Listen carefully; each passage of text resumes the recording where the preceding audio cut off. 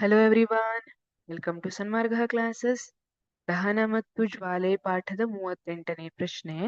ಒಂದೊಂದು ಉದಾಹರಣೆಯೊಂದಿಗೆ ಕ್ಷಿಪ್ರ ದಹನ ಮತ್ತು ಸ್ವಯಂ ಪ್ರೇರಿತ ದಹನ ಕ್ರಿಯೆಗಳ ನಡುವಣ ಇರುವ ವ್ಯತ್ಯಾಸವನ್ನು ತಿಳಿಸಿ. ಕ್ಷಿಪ್ರ ದಹನ ಮತ್ತು ಸ್ವಯಂ ಪ್ರೇರಿತ ದಹನ ಅಂದ್ರೇನು?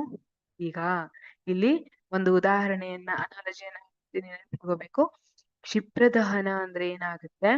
ಈಗ ಒಬ್ಬ ವ್ಯಕ್ತಿ ಇದ್ದಾನೆ, ಆ ವ್ಯಕ್ತಿಗೆ ಸಿಟ್ಟು ಬರಬೇಕಂದ್ರೆ ಏನಾದ್ರೂ ಒಂದು ಸಣ್ಣ ಕಾರಣ ಸಿಕ್ಕರೆ ಸಾಕು. ಸಣ್ಣ ಕಾರಣ ಸಿಕ್ಕರೆ ಆ ವ್ಯಕ್ತಿ ಸಿಟ್ಟಿಗೆ ಹೇಳ್ತಾನೆ, ಅದು ಕ್ಷಿಪ್ರ ದಹನ. ಸ್ವಯಂ ಪ್ರೇರಿತ ದಹನ ಅಂದ್ರೆ ಏನಾಗ್ತದೆ ಅಂದ್ರೆ, ಆ ವ್ಯಕ್ತಿಗೆ ಕಾರಣ ಇರ್ಬೇಕಂತಿಲ್ಲ, ಬರ್ತಾರೆ, ಎಲ್ಲರೂ ವಿರೋಧನ ಸಿಟ್ಟಾಗ್ತಾರೆ. ಅದೇ ಸ್ವಯಂ ಪ್ರೇರಿತ ದಹನ. ಅವರಿಗೆ ಏನ್ ಹೇಳ್ಬೇಕಂತಿಲ್ಲ, ಅವರಿಷ್ಟಕ್ಕವರೇ ಸಿಟ್ಟು ಮಾಡ್ಕೊಳ್ತಾರಲ್ಲ, ಅದನ್ನ ಸ್ವಯಂ ಪ್ರೇರಿತ ದಹನಕ್ಕೆ ಉದಾಹರಣೆ ಎಲ್ಲ ಒಂದು ಅನಾಲಜಿಯನ್ನಾಗಿ ನಿಮ್ಗೆ ನೆನ್ಪಿಟ್ಕೊಳ್ಳಿಕ್ಕೆ ಸುಲಭವಾಗುವಂತೆ ಕನ್ಸಿಡರ್ ಮಾಡ್ಕೋಬಹುದು.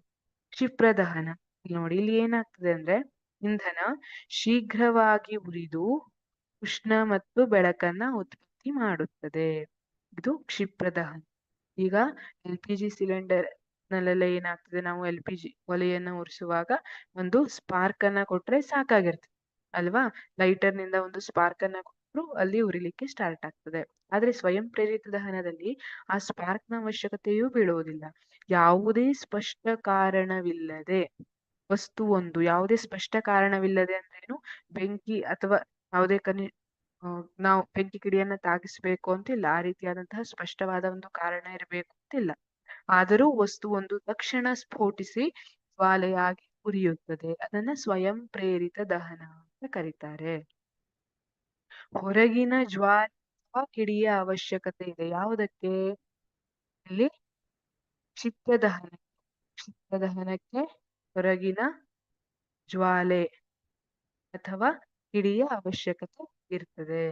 ಹೇಳಿದ್ನಲ್ಲ, ಅವರಿಗೆ ಹೊರಗಿನಿಂದ ಯಾರಾದ್ರೂ ಏನಾದ್ರು ಅಂದ್ರೆ ಸಾಕು, ಟಕ್ಕಂತ ಸಿಟ್ಟಿಗೆ ಹೇಳ್ತಾರೆ. ಆದ್ರೆ ಸ್ವಯಂ ಪ್ರೇರಿತ ದಹನದಲ್ಲಿ ಯಾರು ಹೇಳ್ಬೇಕಂತಿಲ್ಲ. ಇಲ್ಲಿ ಸ್ವಯಂ ಪ್ರೇರಿತ ದಹನದಲ್ಲಿ ಏನಿದೆ ಅಂದ್ರೆ, ಹೊರಗಿನ ಜ್ವಾಲೆ ಅಥವಾ ಕಿಡಿಯ ಅವಶ್ಯಕತೆ ಇಲ್ಲ. ಇಲ್ಲಿ ಟ್ರಿಗರ್ ಮಾಡ್ಲಿಕ್ಕೆ ಏನು ಇರ್ಬೇಕು ಅಂತಿಲ್ಲ. ಉದಾಹರಣೆ ಅಂದ್ರೆ LPG ಅಡಿಗೆ ಅನಿಲವನ್ನ ಹೊತ್ತಿಸುವುದು. ಲೈಟರ್ ನಿಂದ ಹೊತ್ತಿಸ್ತಾ ಇದ್ದಾರೆ, ಟಕ್ಕಂತ ಹೊತ್ಕೋತಿದೆ. ಇಲ್ಲಿ ಕೊಠಡಿಯ ಉಷ್ಣತೆಯಲ್ಲಿ ಫಾಸ್ಫರಸ್ ಉರಿಯುವುದು ಅಂತ ಹೇಳ್ತಿದ್ದಾರೆ. ಫಾಸ್ಫರಸ್ ನ ಜ್ವಲ ತಾಪ 30 ಡಿಗ್ರಿ ಸೆಲ್ಸಿಯಸ್ ಇರ್ತದೆ. ಹಾಗಾಗಿ ಸಾಮಾನ್ಯವಾಗಿ ಕೊಠಡಿಯ ತಾಪಮಾನದಲ್ಲಿ ತಗೊಬಂದಿಟ್ಟು ಬಿಟ್ಟಾಗ ಅದು ತನ್ನಷ್ಟಕ್ಕೆ ತಾನೇ ಹೊತ್ಕೊಂಡು ಉರಿಲಿಕ್ಕೆ ಸ್ಟಾರ್ಟ್ ಆಗ್ತದೆ. ಇದು ಸ್ವಯಂ ಪ್ರೇರಿತ ದಹನಕ್ಕೆ ಉದಾಹರಣೆ. Thank you.